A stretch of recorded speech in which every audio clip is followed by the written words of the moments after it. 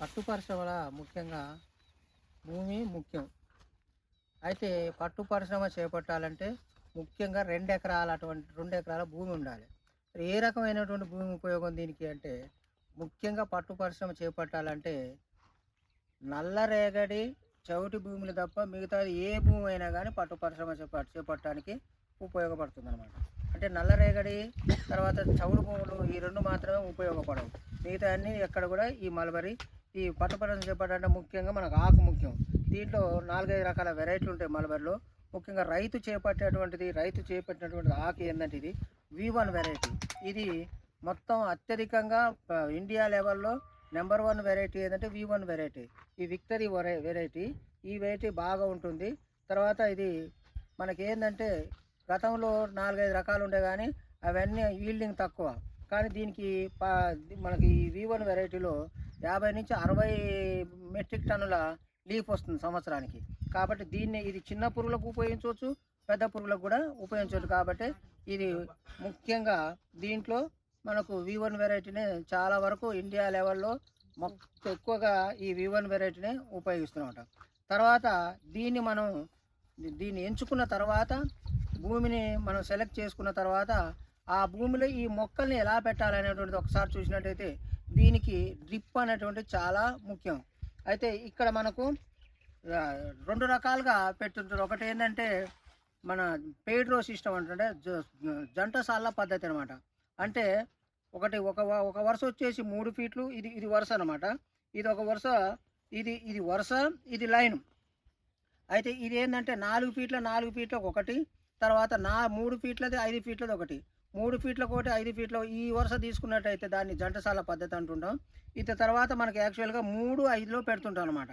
కానీ రైతుల అనుభవం కొద్దిగా ఏం చేశారంటే ఈ దున్నటానికి కలుపు తీయడానికి కొద్దిగా ఇబ్బంది ఉంటుంది. కాబట్టి ఈ రైతులు ఏం చేశారంటే ఈ 3 బదులు 4, 5 బదులు 4 చేసి 4 ఫీట్లతోటి మనకేంటంటే మనకు వరుసలు సెట్ చేసుకొని దున్నటానికి వీలుగా దీన్ని తయారు చేసి ఈ 4 ఫీట్ల వరుసతోని పెట్టడం జరిగింది. తర్వాత మొక్క ఏం చేస్తున్నాం అంటే 2 ఫీట్లు, ఇది మొక్క 2 ఫీట్ల సాల్తో చేసినట్టయితే 1 ఎకరానికి 5,500 మొక్క పెడతాయి. ఇట్లా 3 జంటసాల పద్ధతిలో కానీ లేకపోతే 4 ఫీట్లు పెట్టినా కానీ ఎన్ని మడుతున్నాయంటే 5,500 మొక్కలు మన ఎకరానికి 5,500 మొక్కలు పడుతున్నాయి. మొత్తం 2 ఎకరాలు మినిమం పెట్టాలి. ఎందుకు 2 ఎకరాలు పెట్టాలంటే 1 ఎకరం పెట్టినట్టయితే ఒక పంట తీసినట్టయితే ఆటోమేటిక్గా 2.5 నెలల టైం పడుతుంది. కాబట్టి 2 ఎకరాలు పెట్టుకున్నట్టయితే ఆ పంటను మనం ప్రతి నెల కూడా రైతు ఆ షెడ్డు ఖాళీగా ఉండకుండా ప్రతి నెల పంట తీసుకోవడానికి వీలుగా రైతుకి ఏం చేస్తున్నట్టే సెంట్రల్ సెరికల్చర్ డిపార్ట్మెంటే 2 ఎకరాలను ఒక యూనిట్గా తీసుకొని ఈ 2 ఎకరాలు మాత్రమే మనకు సెట్ చేయడం జరిగిందనమాట. కాబట్టి ఈ విధంగా మనకు మరి మొక్కలు ఫస్ట్ పాయింట్ ఏంటంటే మంచిగా ఉంది సార్, V1 వెరైటీ బాగానే ఉంది. ఎక్కడ దొరుకుతాయి మొక్కలు? ఈ మొక్కలు మనకి ఏంటంటే ఎక్కడ దొరుకుతాయి, ఎంత రేటుతో దొరుకుతాయి? కానీ ఇవి మన ప్రభుత్వ సిల్క్ ఫారాలు ఉన్నాయి. గవర్నమెంట్ సీడ్ ఫారాలు అయితే మనకి ఏంటంటే అంత 2 రూపాయలకు మొక్కలు దొరుకుతాయి.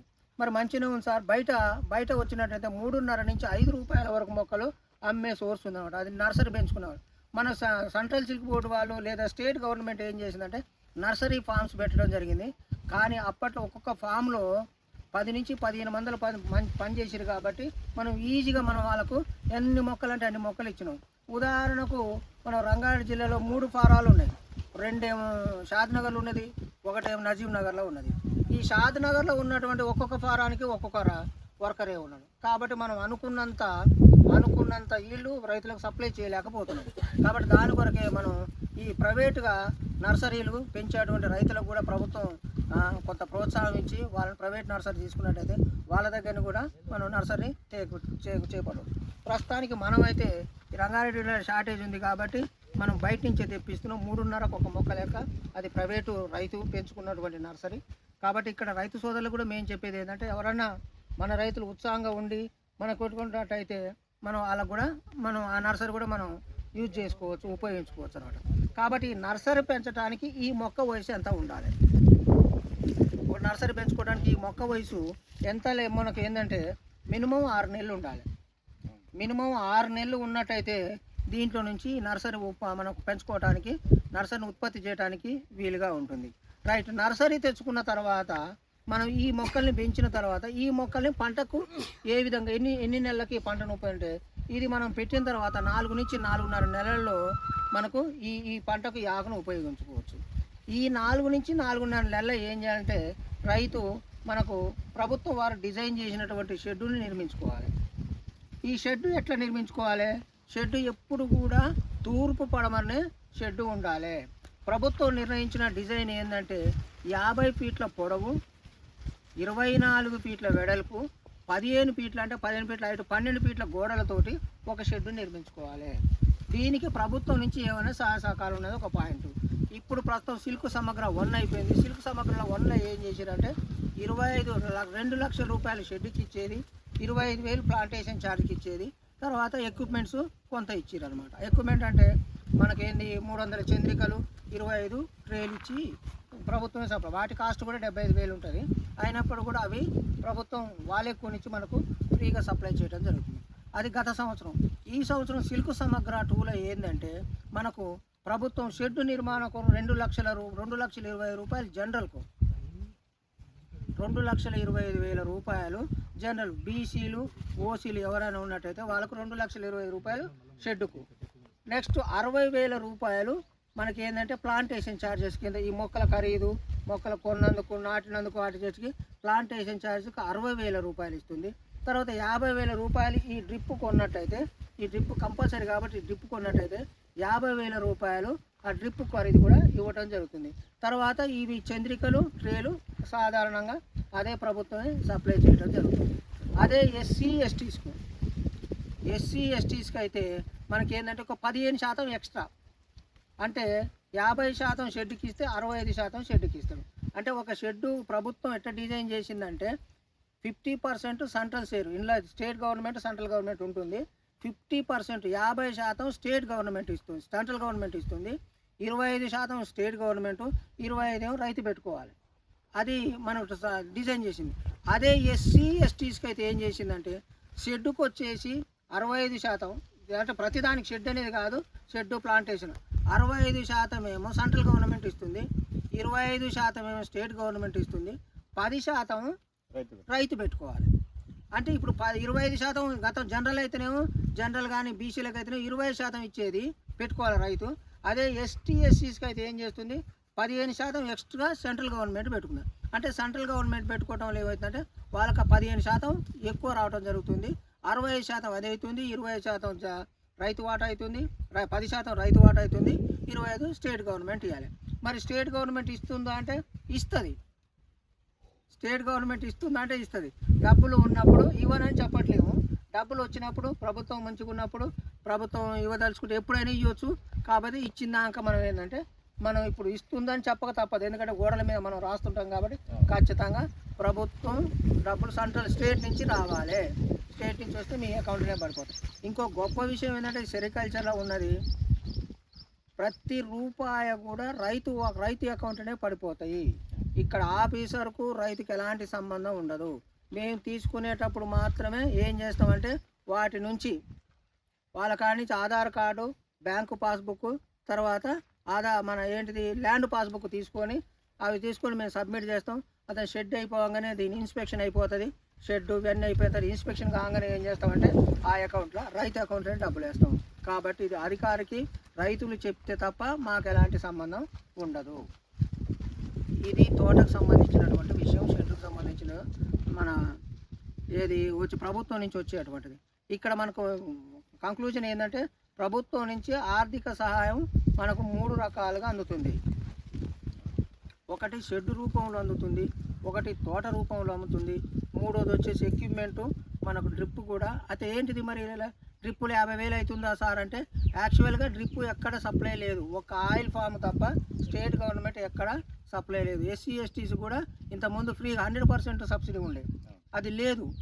కాబట్టి ఏంటంటే మరీ ఉట్టిగా మన రైతును ప్రోత్సహించడానికి ఏం చేసిందంటే ప్రభుత్వం 1 ఎకరానికి 1,00,000 రూపాయలు ఖర్చు అయితే మన యూనిటే 2 ఎకరాలు కాబట్టి 50,000 డ్రిప్ ఇవ్వడానికి సిద్ధంగా ఉండి వీటితో పాటే దీంతో పాటే మనకు డబ్బులు డ్రిప్తో పాటు ఈ ప్లాంటేషన్ ఛార్జ్తో పాటు ఇవి కూడా మనకు రావడం జరుగుతూ ఉంటుంది. కాబట్టి ఈ డ్రిప్పు ఎక్కడ కొన్నారు, అనేటువంటిది మనకు సబ్మిట్ చేయాల్సి ఉంటుంది. కొంతమంది డ్రిప్ పెట్టచ్చు. డ్రిప్ పెట్టిన వాళ్ళు ఎక్కడ కొన్నారు, దానికి సంబంధించిన రికార్డ్స్ ఏమున్నాయి అనేటువంటి అవి మనకు సబ్మిట్ చేసినైతే ఆటోమేటిక్గా మనకు డ్రిప్ పైసలు కూడా వచ్చేస్తాయి. డ్రిప్ పైసలు 50,000, ప్లాంటేషన్ ఛార్జ్ 60,000, షెడ్కి వచ్చేసి జనరల్కి అయితే 1,25,000, మామూలు ఎస్సీ ఎస్టీ 2,95,000, 2,20,000 జనరల్కు 2,95,200 2,95,500 రూపాయలు షెడ్కు. ఇది 65% తోటి. ఇది ఇంకా మీరేమన్నా రైతులు ఏమన్నా అనుకుంటారు? ఇది చెట్లకు సంబంధించిన రోగాలు మళ్ళీ దీనికి ఎట్లా నివారించాలి, మీరు ఎన్ని రోజులు ఆకేయాలనేది మీరు చెప్తే మిగతా రైతులకు ఈజీ.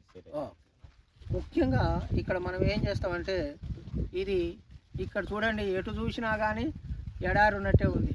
ఇక్కడ రమేష్ దగ్గర పచ్చగా ఉండదు. రమేష్ ఎట్లుందంటే నిగనిగలు ఆడుతూ ఉంటుంది అనమాట. ఇక చూడు నూనె కారుతుంది ఆకు. ఇది V1 variety, quality pure variety అనమాట ఇది. కాబట్టి ఇక్కడ ఇంత ఎక్కడైతే పచ్చగా ఉంటుందో అక్కడ మనం ఈ వైరస్ బ్యాక్టీరియా ఇవన్నీ ఎక్కడ ఉన్నా కానీ దీనికి కూడా 4-5 రకాల రోగాలు రావడం జరుగుతుంది. కాబట్టి ఇక్కడ కూడా మనం ఎట్లయితే పురుగులకైతే ముందు జాగ్రత్త ఉంటుందో ఇక్కడ కూడా మనం ముందు జాగ్రత్త చేసుకోవాలి. మరి ఎట్లా చేయాలి, ఏం చేయాలి అనేటువంటిది ఫస్ట్ మనం ఒక ప్లాన్ తయారు చేసుకున్నట్టయితే 3-3.5 నెలలు షెడ్ స్టార్ట్ అయింది. ఫస్ట్ ఏం చేస్తామంటే దీన్ని 1 ఫీటు మందంలో, 1/2 ఫీటు, ఈ ఫీటు మందంలో ఇంత మందం ఉంచుకొని మనం కట్ చేసినట్టయితే 1 ఫీటు మందం ఉంచుకొని కట్ చేసిన తర్వాత ఈ కట్ చేయగానే ఏమవుతుందంటే కట్ చేసిన వెంటనే మొత్తం ఒక లెవెల్ పంట అయిపోతుంది. పంట అయిపోగానే దీన్ని కట్ చేస్తాం. కట్ చేయగానే ఏం చేయాలంటే దీనికి ఒక జిగురు లాంటిది ఫామ్ అవుతుంది అనమాట. జిగురు లాంటిది వస్తుంది.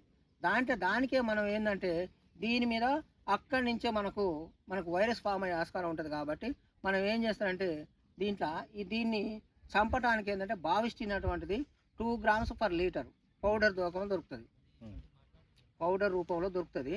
ఆ బావిస్టిన్ని దీన్ని కొట్టినట్టయితే మనకు ముందు చూపుతోటే ఎలాంటి రోగాలు రాకుండా మనం బావిస్టిన్ ఒకసారి స్ప్రే చేయాలి. 2 grams 2 గ్రాములు 1 లీటరు. అంటే ఒక తైవాన్ పంపులు ఎన్ని లీటర్లు ఉంటాయి? 20 లీటర్లు. 20-16 ఉంటుంది. కాబట్టి 20 ఉంటేనే 22లో 40 గ్రాములు, 16 ఉంటేనే 30, అంతే కదా. కాబట్టి ఇది కొట్టాలి. ఇది రైతులు ఏం చేస్తారంటే కట్ చేసిన అయిపోయింది ఇంకేం పని లేదు అనుకుంటారు. దానివల్ల చాలా ముందు చూపు చాలా ఇబ్బంది ఉంటుంది అన్నమాట. కాబట్టి మనం ఒక్కసారి ఫస్టే మనం ఏం చేసినాం, దాన్ని కట్ చేసినాం అంటే ఎలాంటి రోగాలు రాకుండా మనం ముందు చూపుతూనే కాపాడుతున్నాం. అయిపోయింది. దాని తర్వాత మళ్ళీ రైతులు చేసే ఉంటారు ఇంకొక తప్పు ఏం చేస్తారంటే మేమేం చేస్తామంటే దీన్ని కట్ చేసారు కదా, కట్ చేయగానే ఏం చేస్తారంటే దున్నేస్తారు. దున్నేసి ఇక మనకు పశువులు ఎరువు లేదా అది వేస్తే సంతోషం, లేకపోతే ఫర్టిలైజర్ వేస్తారు. దున్నగానే ఆ చెట్టు కాడ ఫర్టిలైజర్ వేస్తారు. అది పెద్ద తప్పు. రైతులు చేసే మొదటి తప్పు ఏంటంటే కట్ చేయగానే ఓపుకుంటేనే బావిస్టిని కొడతారు, లేకపోతేనే దున్నేస్తారు. దున్నేసి 4 బస్తాలు ఇంట్లో ఉంది కాబట్టి ఆ యూరియాను ఏదో ఒకటి తీసుకొచ్చి ఆడ చెట్టు మీద కూడా పైన వేసుకుంటూ పోతారండి. అది పెద్ద తప్పు. నేను మననే చెప్పిన ఎట్టి పరిస్థితుల్లో కూడా ఇది దున్ని కట్ చేసిన తర్వాత 22 రోజుల తర్వాత, ఇది మంచి రికార్డ్ చేయాలి, 22 రోజుల తర్వాత మాత్రమే ఫర్టిలైజర్ అప్లై చేయాలి. 22 రోజుల తర్వాత మాత్రమే ఫర్టిలైజర్ అప్లై చేయాలి. ఎంత అప్లై చేయాలి ఒక పాయింట్. ఫర్టిలైజర్ ఎంత అప్లై చేయాలి? ఒక ఎకరానికి యాక్చువల్గా 140 కిలోలు అమోనియం సల్ఫేట్ అని దొరుకుతుంది. షాపులు అడగండి. 140 కిలోలు. అది ఒక సంవత్సరం తర్వాత ఫస్ట్ వేసి అదే సార్ చెప్పింది కాబట్టి నేను ఇలా మొక్కలు పెట్టిన దేవేలు అంటాడు 140 కిలోలు వేయాలంటే సార్ అంటే కాదు, కొద్దిగా ముదురాలి. 140 కిలోలు అమోనియం సల్ఫేటు అంటే 140 కిలో 3 బ్యాగులు, అంతేనా. తర్వాత సింగిల్ సూపర్ ఫాస్ఫేట్, ఇవన్నీ మనకు ఫర్టిలైజర్ షాప్ పోతే చెప్తారు. SSP సింగిల్ సూపర్ ఫాస్ఫేట్ 70 కిలోలు. సింగిల్ సూపర్ ఫాస్ఫేట్ 70 కిలోలు. తర్వాత మ్యూరేట్ ఆఫ్ పొటాష్ అని దొరుకుతుంది. పొటాష్ అని అంటాం కదా, దాంట్లో వెరైటీలు పొటాష్. మ్యూరేట్ ఆఫ్ పొటాష్ ఉంటుంది. అది ఒక 19 అంటే 20 కిలోలు. ఒక బ్యాగ్ తీసుకుంటే 2 సార్లు చదరాలి. అది ఒక ఎకరానికి 2 సంవత్సరం తర్వాత ముదిరిన చెట్లకు వేసుకుంటూ పోవాలి. దయచేసి రైతు సోదరులకు మేము చెప్పేది ఏంటంటే అవి 22 రోజుల తర్వాత ఏమని చెప్పినాం, కట్ చేసి దున్నగానే పైన వేసుకుంటూ పోతారు. ఇవి పూర్తిగా ఏంటంటే ఆవిరితో తయారు చేయబడేటువంటి. ఇప్పుడు యూరియా ఉందండి, యూరియా అందరికీ తెలుసు రైతులకు. యూరియా మనం ఎప్పుడైతే బస్తాని ఇప్పి మనం ఒక టెంకి 2 టెంకీలు తీసుకొని పక్కన పోసుకొని ఆ బస్తాను అట్లా ఓపెన్గా పెడతామా? పెట్టాం. ఏం చేస్తారు రమేష్ గారు?